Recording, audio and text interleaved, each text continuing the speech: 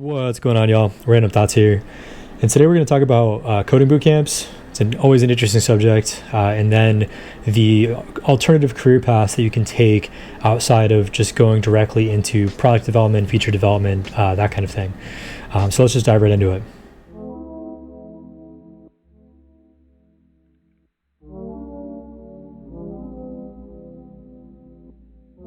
So first, before we actually dive into it, a little context. I'm over here making the assumption that you know what a Code Bootcamp is, you've potentially graduated from Code Bootcamp, or you're actually actively in one. So this is all based off my experience in 10-2. I did graduate from a Code Bootcamp. So I graduated from one called Maker Square that's now Hack Reactor. So this is an active Code Bootcamp. Check them out if you're interested. There'll be a lot more details for that there. So 3, I went to a Code Bootcamp because I wanted to better understand the front end, how the front end worked, how to build out a front end, and then particularly the reasoning I wanted to do this was because I was essentially the lone QA at an organization, and I wanted to begin doing more test automation. So these are end-to-end tests, and at the time it was utilizing Selenium, and then specifically the Python bindings around that. I wanted to understand how to hook into the front end and then run end-to-end tests to get results, whether pass or fail based on some various assertion. So that involved CSS, that involved understanding the DOM, that involved understanding HTML to some degree, and then of course some JavaScript in there as well. So that's my reasoning for going. So I believe everyone's maybe deeper reasoning might vary as to why they want to go to a Code Bootcamp, but I believe there is a trend around, when you graduate, you want to get a job. Or you might already have a job and you might be wanting to increase your career, jump to another role, whatever it might be. But that's kind of the general consensus that I've come up with. On LinkedIn and various other sites, and mind you, I have not spent a lot of time even looking into this myself. I have seen it enough to where, particular folks on my LinkedIn are quite literally selling a service for Code Bootcamp graduates to actually get a job. So there's enough demand where quite literally people's careers are based around getting these folks a job. So I thought that was kind of interesting. So one of the things that I don't often see, at least from my perspective, is the suggestion of going into another related engineering field. So that's something I don't frequently see. So more often than not, I'll see some folks selling either guides on how to do this. Their service is like, you meet up with them and then you do some pair programming, whatever it might be, or just a service in general that might prepare you for the interview process in general. So my suggestion is, if you're not finding a job, if you can't find yourself in that role, in this role being like feature development, product development, that kind of deal, my suggestion would be to look into another related role. So if you just want a job, if you want to break into engineering, so look into testing, QA. That's where I started off. My career progression looked like this. It was QA, DevOps, SRE. That was essentially my career progression after a Code Bootcamp. So that's how it progressed. And then, so outside of testing and QA, you might be able to look into something like site reliability engineering. You might be able to look into something like DevOps. And you might even be able to look into something like product management or TPM, depending on whatever the company calls it. So it could be technical product manager. But the point being, these Code Bootcamps can prepare you for roles that might not necessarily be product development, feature development.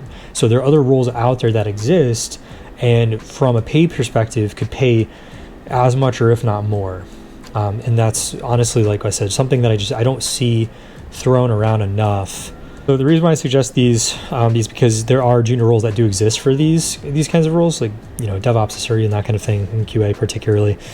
And then from there, like SRE and DevOps particularly, like you can do a lot of code writing there as well. So that's something. And then I'd argue same with QA if you're doing more of the SDET, the software development and test type of role as well. So that's something big there. And then from there, you can either move up in that particular role, or you can work extremely hard and move into more of a product development feature role. So something that's worth mentioning as well is, for these junior roles, even for these entry-level roles, you might see experience requirements, and that's always this hotly debated issue as well.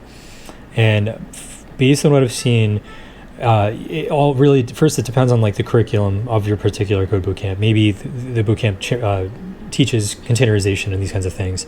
At the time, mine did not, and this was also, a couple years ago. So if you're in that kind of scenario, what ends up happening is you can look for various projects to build out on your own. And think of this, like I know in the Code Bootcamp that what they end up doing is they'll teach you to build out like a portfolio and these kinds of things.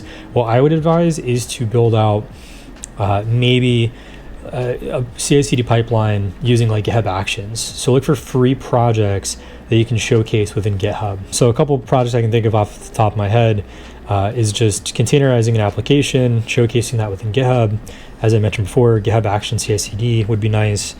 Kubernetes YAML manifest. So essentially, taking a microservice application, containerizing it, and then putting it into manifests. So writing out those manifests, however you might do that. So just a couple of really brief ideas right there. There's many, many, many more. In fact, I will do a YouTube video on it just to kind of show how to get that experience, while searching for a job as well, and then potentially pivoting from, like feature development into something like SRE or DevOps, etc. And then finally, if you do make the decision to kind of jump into these kinds of roles, if you decide on DevOps or SRE, my suggestion would be to look into certification. And then, of course, there is that debate once again. If you get a certification, where's that experience? So thankfully, I believe AWS is one of the first ones, or there are a few, but one of the ones that's beginning to provide more of an experience-driven approach to their certification. So as opposed to just doing like multiple choice questions and memorizing the multiple choice questions. So I believe for their SysOps certifications, they're offering more of a hands-on approach to it. But I also did a video on certifications and whether or not they're worth it. I'll link that in the description as well. If you're interested in that kind of field, feel free just to check that video out, see if it's right for you, see if it works. So that's about it for this video. I wanted to keep it short and sweet. I just wanted to kind of highlight the focus on pivoting. If you're in a position where you're not getting roles, you did like 50 interviews, whatever it might be, then pivot into something else. Pivot into QA, DevOps, SRE, product management, some technical related role within that realm. I think it's a good move, if you're just looking for a job. If you are unbelievably passionate about getting that feature development role, by all means, keep moving forward, and I wish you the best of luck in that. But for anyone else who just wants to get a job, wants to get in the industry, look into some of the things that I mentioned. If the comments are below, ask me a question about it, because it's something that I did myself. And then once again, I'll be creating some follow-up videos on this as well. So, all right, everyone, take care.